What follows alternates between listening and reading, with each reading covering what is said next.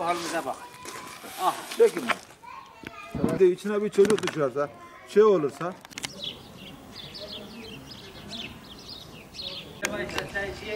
Ot yapıyor, bir de kaldırırsan.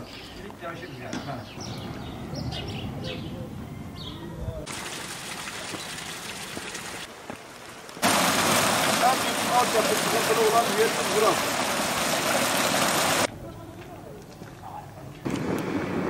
Çöp konteyneri istiyoruz, kimse çöp konteyneri de koyacak.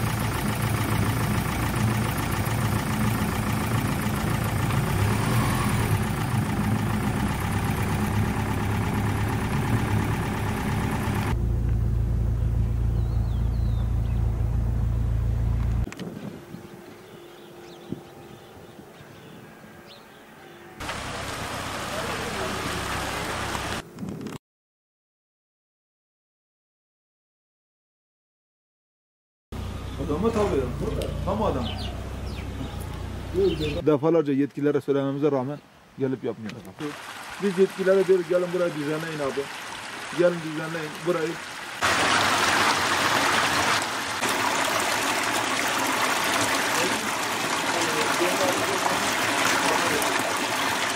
Burası mahallemizin şifalı suyu, doğal çeşmesi, tarihi bir çeşme. Üstte türbemiz var, şifalı bir türbe. Vücudu kaşınanlar geliyor, burada şifayı buluyor. Banyosunu yapıp gidiyorlar. Burada banyomuz olmadığı için şimdi kimse gelmiyor. Burası kaderine terk edildi. Böyle güzelim bir suyu ama yetkililere defalarca söylememize rağmen kimse bu suya sahip çıkmıyor. Burayı güzelce bir bahçe yapsak, insanlar gelip burada piknik amaçlı hem şifasını gelip alırlar hem de gelip buradaki şifalı sudan içip gidebilirler. Ama burası pislikten, mikroptan geçindiği için kimse gelmiyor artık. Bu mahallemiz 1972'den beri mahalle. Ama mahalle demeye bin şahit lazım. Mahallemizin en büyük sıkıntısı altyapı sıkıntımız var. Yollarımız iyi değil. 2017'den beri mahallemizde imar girmiş ama bir türlü imar düzene oturmamış. İmar sonucunu bekliyoruz. Mahallemiz bir sağlık kuruluşu yok. Burada çocuklarımız bir doktora gidecek yeri yok. Bir sağlık ocağımız yok. Okulumuz sıkıntılı, altyapımız sıkıntılı, yollarımız sıkıntılı. Köyün içinde böyle oturulmayacak derecede kirlilik var. Biz bu kirliliği nasıl önleyeceğiz? Defalarca belediye söylememize rağmen geliyorlar, sağ olsunlar temizlik yapıyor ama yeterli değil. Bu yeterli olması için altyapı öncelikle düzenli olması lazım ki temizlik bir şeye yarasın. Ondan sonra mahallemizde organize ve petrolün arasında kalmış. Mahallemiz özellikle petrolden çok sıkıntı çekiyor. Petrolün kokusundan duramıyoruz. Organizenin sesinden, soluğundan, kirliliğinden duramıyoruz. Organize de bize hiç bakmıyor. Mahalleyle ilgilenmiyor. Bu kadar kirlilik yaşattığına dair, bu kadar ses yaptığına dair gene de herhangi bir faaliyet göstermiyorlar. Mahallemizde düzenli temizlik yok. Mahallemizde belediye hizmetlerinden yoksun. İlgiler ilgilenmiyorlar yani. Çocuklarımız burada bir çocuk parkı yok. Bu çocuklarımız nerede oynayacak? Yani bu çocuklar çocuk değil mi? Yani bir tane düzenli park olur. Anaokulunun bile çocuk parkı yok. Çocuklar hep burada mağdur. Oyundan yoksun. Eskisi gibi kimse sokağa çıkmıyor. Mahalle sakinleri sürekli her gün beni arıyorlar. Ricada bulunuyorlar. 40 evler, mahallemizin batısı, yolun boyu. Herkes sıkıntılı. Burada içkicilerden geçilmiyor geceler. Herkes surat yapıyor. Herkes içki içiyor. Defalarca söylememize rağmen 3 tane 4 tane çöp konteyneri koyun dedik orman dibine. Şişelerden geçirmiyor. Bu hava kirliliği bitmeyecek. Yani yüzyıllarca geçse de bu şişeler kaybolmayacak. Onun için yetkililere diyoruz ki gelin birer tane çöp konteyneri koyalım. Koymuyorlar. Özellikle yazın Türkiye'nin en iyi güneş alan yeri Adıyaman. 3 ilden bir tanesi. Hava çok sıcak olduğu zaman ormanda zaman zaman yangınlar da çıkıyor. Bu yangınları önlememiz için buraya birer tane çöp konteyneri koyak. Orada alkol içen insanları defalarca uyaracağız. Öğrenene kadar uyarmamız lazım ki bu hava kirliliğimiz bitmesi için. Orman yolunun yapılmasını arz ediyoruz. Orman yolu çok kötü. Çocuklarımız belki spor yapar, yürüyüş yapar ama yol tehlikeli olduğu için kimse yürüyüşe de gitmiyor. Petrol mahallenin çok sıkıntıları var. Yolları, sokakları, caddelere hiçbir şeysi yoktur. Ayrıca altyapısında çok sıkıntı yaşıyoruz. Kokudan durulmuyor. En çok mağdur olan taraf da köyün, mahallenin yarısı baya bir sıkıntıda. Altyapısı hiç olmayanlar var. Bunlardan biri benim. Baya bir yani çukur kazmışık. Çukurlarda yılda en az 10 defa doluyor. Boşalttığımız halde gene eskisi gibi. Kokudan biz oturamıyoruz yazın. Çocuklarım hep enfeksiyon kapar korkusuyla rahat evde duramıyoruz. Yazın sivrisineklerin çoğunluğunda ilaç da fayda etmiyor. Yani çoğu kez pencerelerimizi açtığımızda yine kokudan yemek yemediğimiz günlerimiz bile oluyor. Mesela biz çoğumuz tapumuzu alamıyoruz veya olan arsayı satamıyoruz. Çoğumuz mesela dardayız. Yani sıkıntılarımız var. Arsalarımızı bile tapulardan dolayı satamıyoruz, imardan dolayı. Yani bunları giderilmesini rica ediyoruz belediyemizden. Bizim altyapımız yok.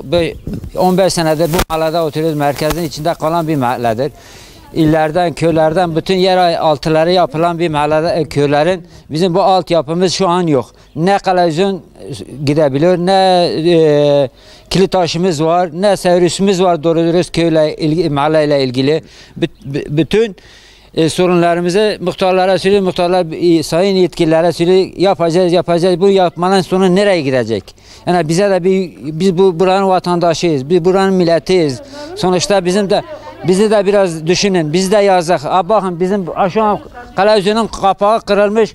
Dün de beri çocuklarla bak burası dolu çoluk çocuk, hepsi de mahalle çocukları. Şimdi biri girerse işte geçtikten sonra sayın başkanım, sayın valim bu işi biraz el atın, Allah rızası için, millet için, devlet için gidip ta başka devletlere ilgileniyorsunuz da niye bizim bu mahalleye bir el atmıyorsunuz sayın Cumhurbaşkanım?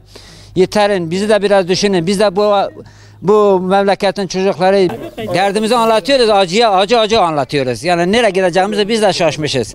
Altyapımız yok, yolumuz yok, kaldırımlar yok, çocuk parkı yok, okul yok. Biz fakiriz, her birimiz çocuklara bir yere gidiyor.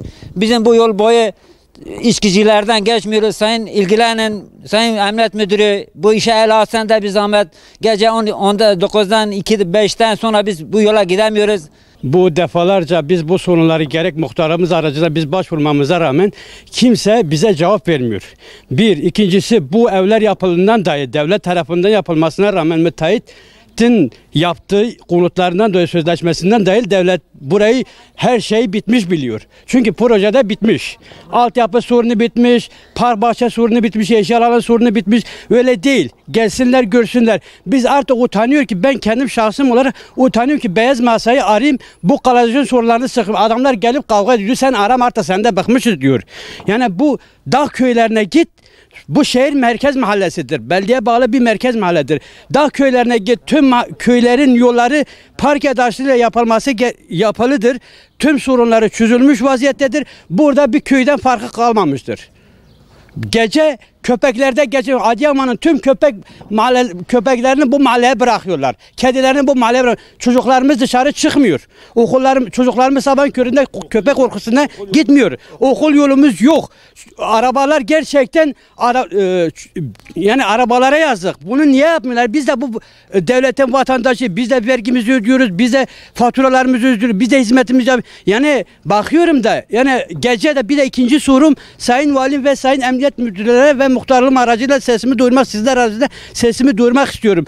Çocuklarımız rahatsız olan engelsiz spor yapmak isteyen insanlarımız vardır ve içkicilerden geçinmiyor.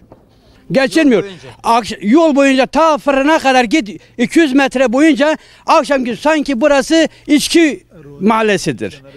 Derhal buna bir çözüm vermesi. Ya da biz kendimiz bunlara müdahale edeceğiz. Emniyet müdahale etmese bu içkicilere biz kendimiz müdahale etmek zorunda kalacağız. Bu ilk herkes bak kendim akciğer astım hastasıyım. Bu kokudan duramıyoruz. Yani çocuklarımız gece çıkıp oynuyor burada. Birisi düşüp bayıldıktan sonra o zaman gelip insanın canı kıymetli olacak. Lütfen herkes bizi sesimizi duysunlar. Bu altyapı sorunlarını çözsünler. Yol yapılması gerekiyorsa, ağaçların sökülmesi gerekiyorsa, zept yapılması gerekiyorsa ilk önce altyapı sorununu halletsinler.